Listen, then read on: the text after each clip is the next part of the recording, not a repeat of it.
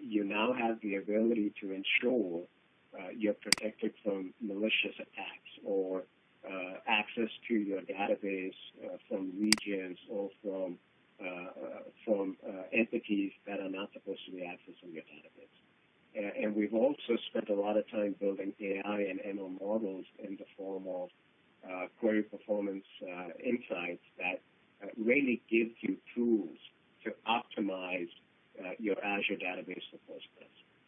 And lastly, it's tightly integrated with the entire Azure ecosystem, which really makes it easy for you to build your end-to-end pipeline in Azure. Now, let's talk a little bit about migrations. Now, there are essentially three patterns we are seeing why customers are thinking about migrating from Oracle over to Azure Database Postgres.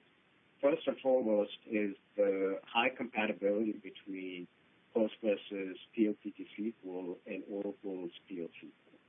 And because of this high compatibility, the overall risk to the migration is lowered tremendously. And that really is a big motivator for customers to look at Postgres when they're thinking about migrating from Oracle.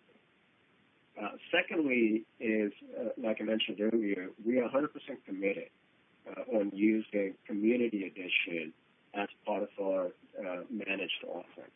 And generally, when we talk to customers who are thinking about moving from Oracle to a non-Oracle platform, they're not really thinking about going from a commercial platform to another commercial platform. They're really thinking about modernizing from going from a commercial platform to an open platform because they don't want to get locked in moving forward. And our commitment to using 100% Community Edition as part of a managed offering really lowers the risk for our customers and builds the confidence that it's going to be very easy for them to transition in and transition out. And lastly, but not least, is the overall cost of ownership when they are thinking about migrating from Oracle to Azure Database Postgres. Now, this is merely meant as an example. The numbers here on this screen is not going to apply for every customer out there because the price or the cost of running Oracle in your environment is going to be highly dependent on the contracts they have negotiated with Oracle. But essentially, the point here is Oracle's licensing, even though it is changing as cloud is disrupting their business, has historically been built on this a la carte model, where you buy the base software. In this example, it could be just your Oracle 11G or some version of your Oracle database. And then depending upon what you're trying to do, you're going to come back and buy more modules. For example, to be able to manage your database, you need to go by tuning, diagnostics. For performance, you might think about buying rack or partitioning, and so forth. With Azure Database for Postgres, there is no a la carte model, right? Everything is built into the service. You automatically get high availability. You automatically get monitoring and performance optimization tools. You don't have to pay anything extra for it. So generally speaking, the vast variance from a TCO standpoint is just absolutely humongous in terms of savings when you migrate from Oracle to Azure Database for Postgres. Now, with that, I will invite Sai to come and talk to you about what a migration process looks like and also demonstrate how easy it is to move from Oracle to Azure Database for Postgres. Hi, guys. Thanks, Saurabh. So what I'll do is I'll give you a quick overview of how the end-to-end migration from Oracle to Postgres looks, and then do a demo to show all of this in action. So the process consists of three main steps. First is the pre-migration step, in which you have a set of Oracle databases, and then you want to run tools to generate assessment reports on how hard or easy the migrations would be. Based on that, you would choose the low-hanging fruits, say the easier ones, and start migrating. The benefit of that, what we have seen is it gives you exposure for the harder ones. Once you do that, you have a database that you want to migrate. You run tools to convert the database objects such as tables, stored procedures, functions, etc., to something that is compatible with Postgres. Then you go to the migration stage in which you apply this on the destination Postgres database, and then make sure that your application is tested both from a functional and a performance standpoint. So typically this process can be automated with tools, in the sense that like the tooling used for conversion, which I would talk about, does probably 60 to 70% of the job. Rest of it is via manual intervention, and for this we have solid documentation on Microsoft, and also we have internal expertise that would help you to make sure that the app is both tested from a functional and a performance standpoint. Once this is done, you're at the stage that, okay, you're confident that now you can migrate the application, and that is where you would do data migration, in the sense that you would have a destination Postgres database and you want to migrate your data all in an online way, and that is where you have Azure DMS. DMS is a tool that helps you migrate from a source Oracle database to Azure database for PostgreSQL all in an online way. So you don't need to take any downtime with respect to reads and writes whilst the data migration is going on. Once that is done, you cut over and your app is happily running on Postgres. That is where you get to the post-migration stage, in which you reap the benefits of a PaaS offering, as Saurabh was talking about, in regards to automatic high availability, backups, metrics, monitoring, security, advanced threat detection, and then also performance-related features such as query performance insights, which let you identify the slower queries and also give you recommendations on, hey, these indexes are missing, these indexes can be dropped, etc., etc. So let's see all of this in action.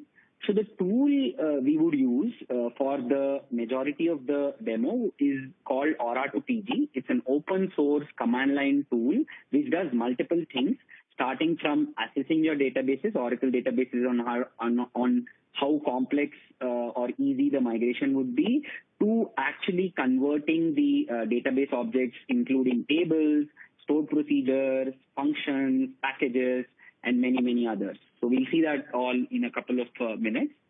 So that is the tool we would use. And here is just an slide that talks about the tooling, right? I mean, as I said, Aura2PG is one tool, and then the second is Azure DMS.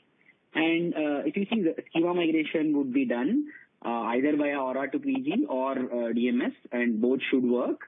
In regards to app and DB migration, stored procedures can be done via Aura2PG, and Aura2PG does like close to 60 to 70% of the migration, and the rest of it is via external documentation and internal expertise that Microsoft provides. Next, you have some applications that don't have stored procedures, rather they dynamically like generate SQL, right? They have raw SQL in the application which they run against, the Oracle database. So that also can be migrated using Aura2PG, because Aura2PG has the ability to take input as just query files, and it would translate those query files to their PostgreSQL counterparts. The third set which we have seen is more around customers using drivers and ORMs so that the application becomes database agnostic. And this is more straightforward because Postgres has a very rich story in regards to application and ORM compatibility. For example, you have the JDBC and Hibernate in Java that has a story for Postgres. So there is a driver, database engine driver, that you can use to integrate Hibernate with Postgres. And once the app migration is done, you have data migration, which is where we would use Azure DMS for the online data migration piece. So all of this will be shown as a part of the demo with a simple application. The main idea is to give you a glimpse of how the end-to-end process looks. Okay, so let's get to the demo part in which we show you how an end-to-end migration looks on a simple application, which is the HR application on the source Oracle database. First, what I'll do is I'll quickly run some commands to show you the structure of the source Oracle database that is running on an Azure VM. So the Oracle database is of type 12c. So the first command I have here just like plucks out the tables as a part of the HR schema. So there are 7 tables if you see here. The second command shows you the stored procedures as a part of this database. So if you see, there are 2 stored procedures. One is the add job history table, which adds a row to the job history table. And then you have the secure DML table, which has some business logic. The third query is to just show you that there is some data. It is very less though, right? It is 10 rows in the job history table. And then let's see some data in the employees table as well. The employees table has data, and if you see, there are around 107 rows. So this is the database that we would focus on. Now what we'll do is, the first step, as I discussed, is to run assessment on this database using Aura to PG to classify this database on whether it's an easy migration or a medium migration or a hard migration. So before I get into that, I'll quickly show you Aura to PG. So this is an Azure VM in which I installed Aura to PG, and there is solid documentation around how the installation looks. So here is one link that I have, and this is all available open source. And then this link shows you how to install Aura to PG on both Linux and Windows. It's a very straightforward process. So I followed the Linux steps to get Aura to PG on my VM, right? So I'll show you also what are the benefits that Aura to PG gives. So Aura to PG has a help page which shows you all the features that it has. As I said, it has features such as it takes Oracle connection string and it uses it for migrating the database both from a data as well as object standpoint. It also has the ability to just take query files as input to do the migration. It has many flags okay, you just want to focus on table migration, or you want to focus on table migration with procedure migration, etc., etc. So all of this is documented well on the Aura to PG website, and also the help page gives you some visibility. So Aura to PG is controlled via a conf file, right? And it is very common to any command line tool, right? And let me quickly open the conf file to show you what are the important settings, right? It has many settings, but I'll just focus on what is needed, right? So the first is the Oracle connection string. So you have the Oracle connection string followed by the username and the password as you're seeing on the screen, right? And this is the one that I showed you using the SQL developer, right? So it's the same HR database. And then there are other flags, you have the export schema. This means that in the output files, right, that are compatible with Postgres, you have the schema created and also the search path set to schema, right? And the schema that we would focus on is the HR schema. You mentioned that here. And then there are other flags. And then the other one to focus on is the type flag, right, which specifies what are the database objects that you want to migrate, right? For this scope of the migration, we are looking at just procedure and tables, but then there are many values if you see packages, inserts, sequence, triggers, etc., etc. And then last but not the least, I have the output directory where I would store the SQL files that Aura to PG generates that are PostgreSQL compatible. So now what we'll do is we'll run the assessment report, right? So for that, there is a simple command. I'll kick it off and I'll explain what this command shows. It shows -t, which is the type, which is show report. A HTML file is generated with this. And then it also estimates cost on how easy or hard the migration is. So it will take a couple of minutes for the report to be generated. And I ran this assessment before the demo. So I already have this report. So to save some time, I will show this report to you, right? So this is the report. If you see in this report, it has a lot of information, right? First is it shows the version of the Oracle database, right? And the schema we are targeting, which is HR. It has multiple database objects, right? Like you have database links, global temporary tables, indexes, procedures, tables, etc. In the right-hand side of this table shows you how many times each of these database objects are used on the Oracle side. And if you see the indexes, there are 19 indexes, etc. And then it also shows you the estimated cost, which is a measure for the migration effort. And typically, the 1 unit in the estimated cost translates to 5 minutes, right? And you can configure this using the Aura to PG conf file, right? And typically, customers configure this based on the in-house expertise they have on Oracle to Postgres migration. So you get that level of granularity in using Aura to PG. So if you see this, right, it says that there are 19 indexes, so 3 units of time, which means like 15 minutes, right? And then you have tables, you have procedures, and for procedures, it says, 40 minutes of time for functional testing, for making sure that it's compatible, etc., etc. And the net, if you see that it translates to around 20 units of time, which is 100 minutes. So this migration end-to-end can be done in just a matter of hours, right? So hence it's a very simple migration, and that's what is captured here. So it's an A3 level migration, which means that migration that might be run automatically. It has some stored procedures and functions, but they don't require manual rewrite, right? So this is the assessment report. So this is what you would do across like hundreds of Oracle databases and catch the low-hanging fruits and prioritize them for exposure for the harder one, right? So looks like the report is generated, and if you see it's in the home directory, right? And this is the same report that I showed you, right? So this is the assessment part, right? Next, let's get into migrating the actual database objects, right? And for that, the simple command that we would use, let me get hold of that, is as simple as just running Aura to PG with the conf file. So let me kick it off, and I'll explain you like what this is doing. So this command is under the cover, seeing that, hey, this is the Oracle database I want to target. These are the types I want to like migrate, right? And the types we specified are tables and procedures.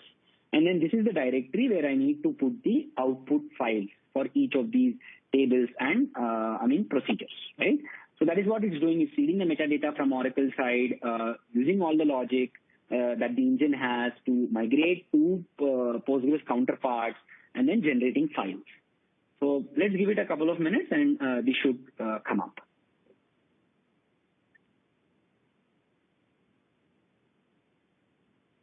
Awesome, it's getting done. So if you see, there are 7 tables that it migrated and generated those files, and then you have 2 procedures, right? And let's quickly look at the temp directory. So you have procedure output and you have table output. So let's quickly look at the table output. So if you see, this is all Postgres compatible create table definitions, right? And then there are around 7 tables. It also migrates primary keys, if you see here, and then also foreign keys, if that makes sense. So this is the foreign key, okay? And then the second thing I'll show you is the procedure files, right? And if you look at the procedure file, there are 2 procedures, the job history and then the secure DML, right? And then note that all of these are in PL PostgreSQL. And this is where, Postgres has a very, very rich migration story from Oracle, because PL SQL in Oracle is very similar to PL PostgreSQL on Postgres, right? So that makes it compelling for Oracle to Postgres migrations to be seamless. So now what customers typically do is they apply these outputs to the Postgres database, right? And then load some sample data. That sample data again can be done using Aura to PG. It also does data migration, but remember that data migration is not online. So the Aura to PG, if you want to use for data migration, it takes downtime. So you need to block writes on the source side. That is one approach. They get the sample data, or they use Azure DMS, as I mentioned, or they just copy out of the Oracle database in the form of CSV files and put it into the source, into the destination Postgres database.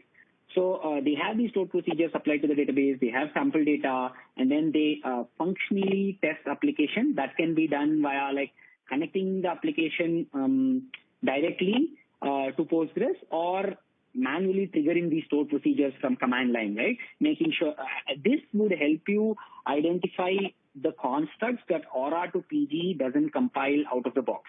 So as I said, in the migration step, Aura to PG handles 60 to 70% of it automatically, but rest of the 30 to 40% has to be done via a manual intervention using the solid document.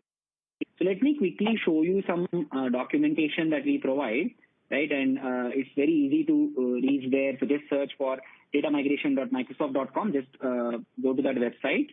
And then here you have Oracle as a source, and then Azure Database for Postgres as the destination.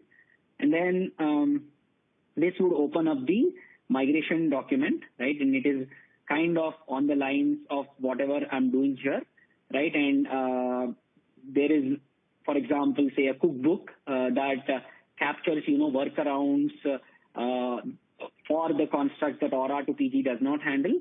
And then this is pretty elaborate. If you see, it goes into detail, right? And then there are other documentations as well, if that makes sense. So this is the migration workarounds document, right? And yeah, so as a part of this, I won't show you the functional and app testing, because this particular workload is pretty seamless to migrate. Just wanted to give you an idea. So, but still, however, I will execute the stored procedures after the data migration, right? So now we are at the stage of you have migrated the application to Postgres, and you want to do the data migration, and let's do a demo using Azure DMS for that. So for Azure DMS, right? So if you look at it, let me quickly go show you how to spin up an Azure DMS instance, right? So there is this Azure DMS service that you can spin up, and let me click on add, right? And then here you specify the resource group, the migration service name, the region, etc., etc. And then you click on create. So under the covers, Azure DMS spins up a VM, and obviously has a lot of logic around that VM for the data migration. And again, note that Azure DMS is also a managed service offering, so we manage it for you. So you don't need to worry about the VM and all the logic that we do, because we automate all of this process for you. And then to save some time, I already have a DMS service that I spun up. So let's go to that DMS service. Okay, and then once I get to this, it will show you all the details. So there are multiple migration projects. So let's kick off a new migration project, and let's put it as demo 1 or something. And then let's have the source type to be Oracle, right? And then the destination is Azure Database for Postgres. And let's click on create and run activity. Once I do this, it will ask you the source connection string, right? So let's go ahead and put the connection string. So let's get that information. It's here, it's right here. So I put the host name, right? And then I put the port, which is 1521. The SID is non-PDB. And then the username is system. And let me type in the password. Then click on this. And then this would route you to the install OCI driver, right? And this is the Oracle client driver, which is needed for DMS, right, to do the data migration.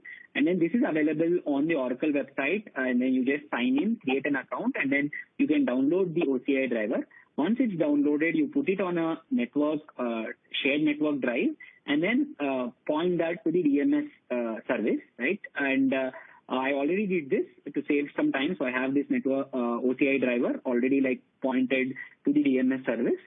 So I'll click on save, right? And this is where I would specify the destination database. So I have a single server Azure Database for PostgreSQL instance. So I will put those details here. So this is the host name, the database is Postgres itself, which is the default database. I have the user, which is HR at single server, and then let me type in the password, right? So I'll click on save, and once I click on save, it would route to the schemas page where you can select the schema. So we are targeting the HR schema, as you see here. The target database is Postgres, and then the corresponding schema on the Postgres side is the HR schema. So let me click on save, right? And this would take you to the tables page, right? So Azure DMS gives you the ability to choose the tables that you want to migrate, right? So if you see there are 7 tables, so you can choose which tables you want to migrate. And this is common in phased migration approaches in which customers, want to migrate a couple of tables which they contribute a part of a microservice, and then they want to phase out the migration across multiple chunks, right? So, but then for the scope of this demo, I'll just migrate all the tables, which are the 7 tables. And let me click on save, right? And then this would route to the create activity page, and I'll just create an activity test demo 2 or something. And then if you see the source is 12 Oracle database, and then the destination is 11.6 Postgres database, which is kind of the recent ones. I'll click on run migration. So this will kick off the migration, and pretty soon we should see tables getting populated on the destination Postgres side. So let me quickly show you the table. So this is pgadmin, and I'm connected to the single server database, and let's quickly run this. And currently there are no tables, right? And pretty soon you would see tables and data getting populated. So let's see the status of the migration, right? And refresh. It's initializing, right? And then if you click on this, this would pretty soon show you the tables, right? And let me go to the activity again, and it's initializing. It should get done.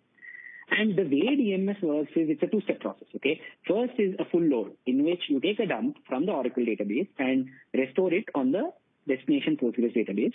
The second step is more incremental load, in which all the changes that have happened during the full load and also that are live happening in the Oracle database are replicated to the Postgres database. And as and when both the databases are caught up, you are ready to cut over. So this is the process of how DMS makes sure that your data migration is all online. So let's see what is the status. So it says running. Awesome. So full data load is in progress. And then let's see what is the status. So 7 tables popped up if you see here. And then it says the full data load is completed. So let's quickly go to pgadmin and see what is the status of the tables. So if you see now, there are 7 tables in the schema, the HR schema. Awesome. And then let's run a query to see whether there is some data as well, right? Let's run a query on the jobs table, and then you should see some data as well. So there are 29 rows in the jobs table. Employees table has the data, right? And then let's see what DMS is showing us, right? Awesome. So it says ready to cut over. But as a part of this demo, I also want to show you the incremental load piece. So let's go to the Oracle database, right, and run a couple of inserts and updates, okay? So this is the Oracle database. So the first thing I'll do is I'll try to reconnect again. So just make sure that the connection is live, okay? And then I will run this insert statement where I insert, a row to the jobs table. So I'll just say, let's say 13 or something, or 12 or something. The job ID is this one. And let me keep this off. It should run. Awesome. So the row is inserted. And then let me commit this, right? Okay. The commit is complete on the source side. And let's quickly go to the pgadmin, the destination side, and see whether the row exists, right? So I inserted this row, right, into the Oracle database. And if you see, the row is present, right? So, and then let's update this row as well from the Oracle side. right, where I'm updating this particular row, right, and changing the title from test title to changed title new. Okay. Again, remember that this is on the source Oracle database.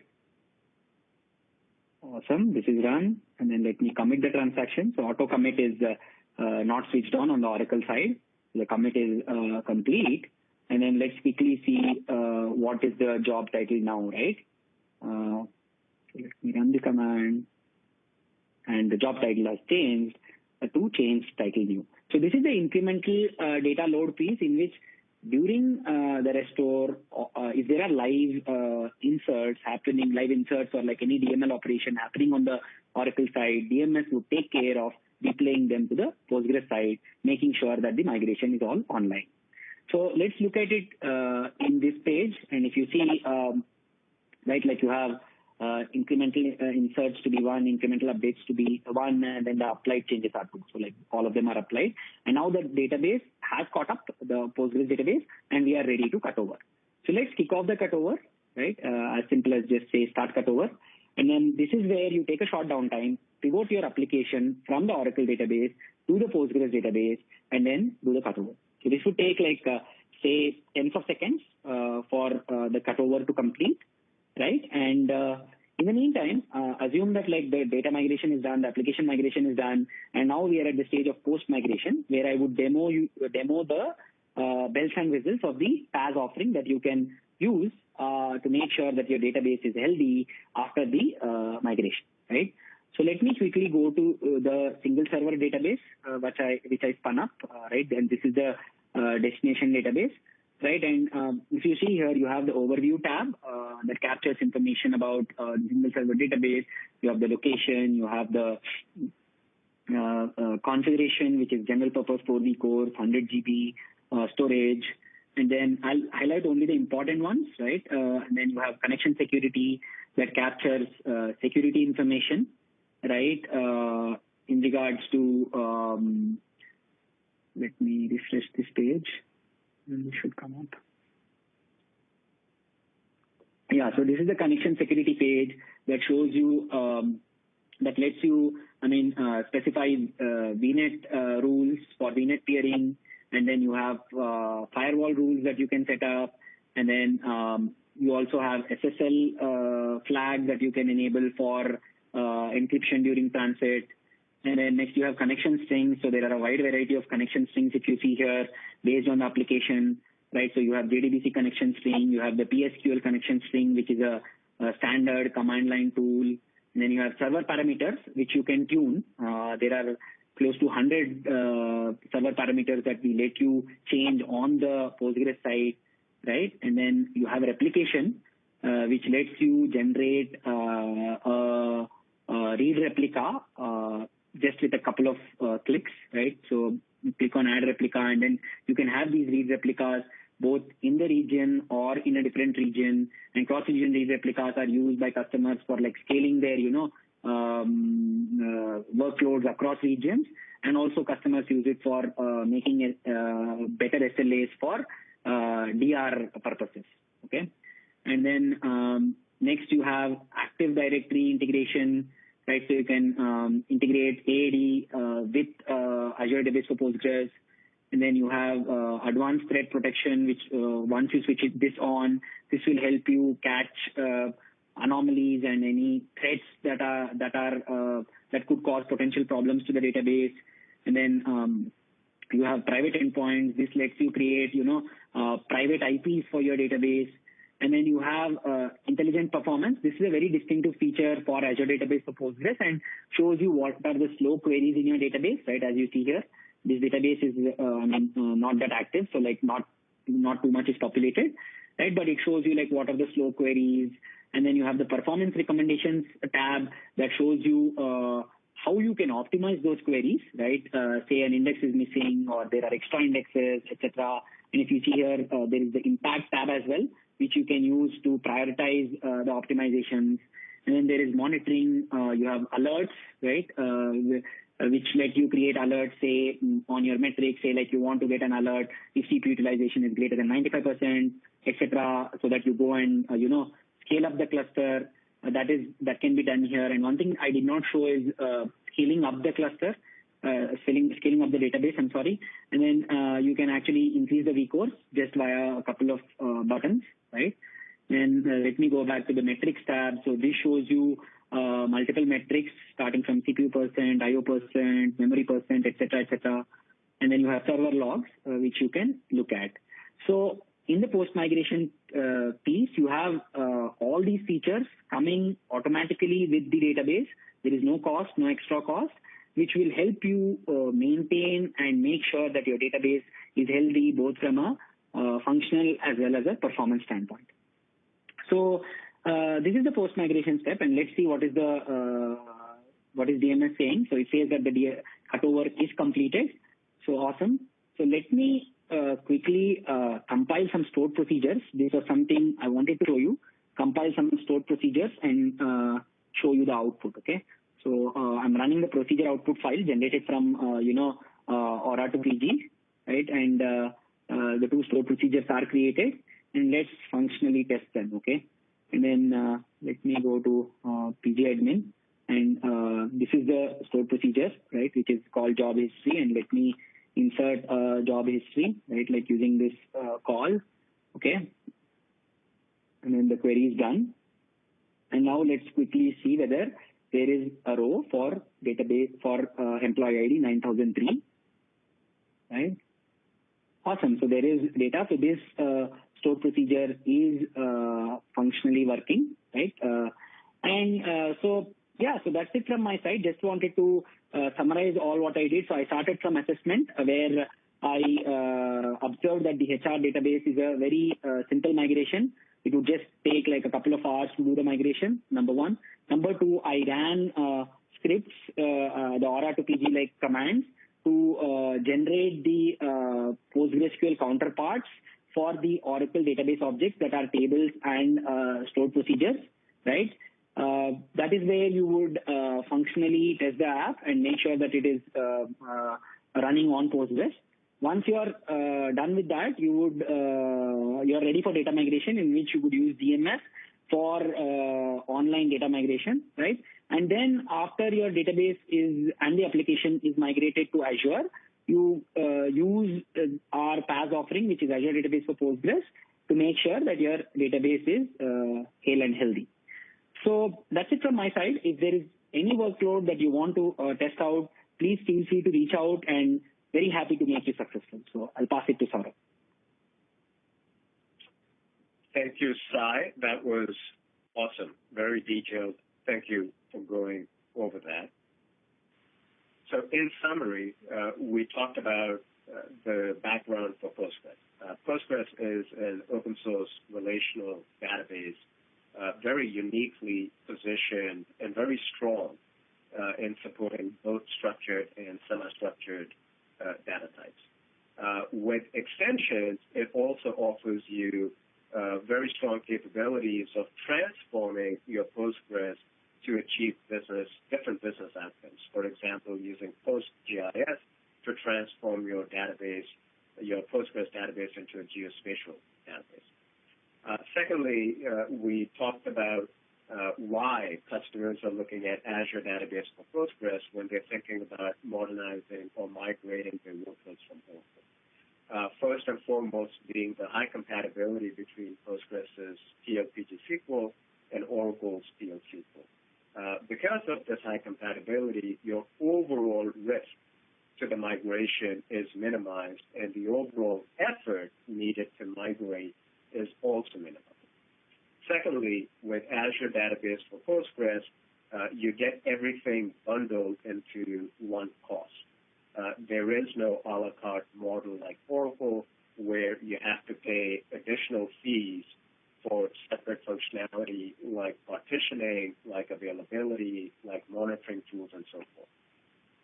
With Azure Database for Postgres, you get all of those bells and whistles and functionality and features built into our database offering, into our managed database as a service offering. And lastly, our Azure Database for Postgres offering is based on Community Edition. which really builds confidence in terms of migrating in and out of a platform because there is no lock-in since we're using the community editions that's available. And lastly, you saw Sai demonstrate what a typical migration process looks like and the expertise that exists at Microsoft, including the tooling and some of the capabilities we've built as we've been helping customers modernize from Oracle over to Azure Database. Now, if you're looking for more resources, you can go find some of the cookbooks and some of the playbooks I have referred to over here. And also, as you play with Azure Database for Postgres and you're looking for additional information or you want to bounce off some ideas, here is a way to contact us as well. With that, I do want to thank you all for spending this time with us. Hopefully you found the session valuable. And with that, I'll pass it back to you, Anita.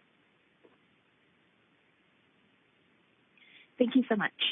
So this does conclude the audio portion of our webinar, but we are going to stick around for an additional 10 minutes to answer any final questions you might have. One quick reminder, our survey is located in the bottom right-hand corner of your console. Please take some time and provide us your feedback around today's session. Thank you so much for attending, and we hope to see you in an upcoming webinar soon. Have a great day.